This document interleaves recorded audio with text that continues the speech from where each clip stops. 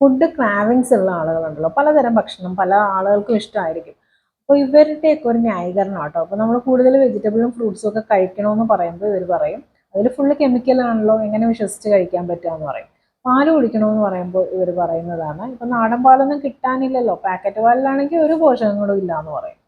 അതുപോലെ മുട്ട ഇഷ്ടമില്ലാത്ത ഒരാളോട് മുട്ട അത്യാവശ്യം നിങ്ങൾ കഴിക്കണം കേട്ടോ എന്ന് പറയുകയാണെങ്കിൽ പറയും മുട്ടയുടെ ഉണ്ണിയിൽ കംപ്ലീറ്റ് കൊളസ്ട്രോൾ ആണ്. ജങ്ക് ഇഷ്ടമുള്ള ഒരാളോട് ജങ്ക് ഫുഡ് കഴിക്കരുത്, ഷവർമയൊക്കെ അത്ര നല്ലതല്ല, ബർഗർ നല്ലതല്ല എന്ന് പറയുമ്പോൾ പറയും അതിൻ്റെ ഉള്ളിലെ ഫില്ലിങ്സ് ഒക്കെ വെജിറ്റബിൾ അല്ലേ, അതിനെന്താ പ്രശ്നമെന്ന് ചോദിക്കും. അതാണ് ഞാൻ പറഞ്ഞത്, ഇങ്ങനെ എല്ലാ കാര്യത്തിനും ഇവർ ന്യായീകരണങ്ങൾ കണ്ടെത്തിക്കൊണ്ടിരിക്കും. ബേസിക്കലി നിങ്ങൾ ആലോചിക്കേണ്ട ഒരു കാര്യം, നമ്മുടെ ഉള്ളിലോട്ട് എന്ത് ആഹാരം ചെല്ലുന്നു എന്നതിനനുസരിച്ചിരിക്കും നമ്മളുടെ ആരോഗ്യം. അപ്പോൾ നിങ്ങളുടെ ശരീരമാണ്, നിങ്ങൾക്ക് എന്ത് വേണമെങ്കിലും നിങ്ങൾക്ക് കഴിക്കാനുള്ള അവകാശമുണ്ട്. പക്ഷേ അത് ആരോഗ്യപരമല്ല എന്നുണ്ടെങ്കിൽ കുറച്ച് ഏജൊക്കെ കഴിയുമ്പോൾ അതിൻ്റെ ബുദ്ധിമുട്ടുകൾ നിങ്ങൾക്ക് ഉണ്ടായിക്കൊണ്ടിരിക്കും, അത് തീർച്ചയാണ്. Thank you.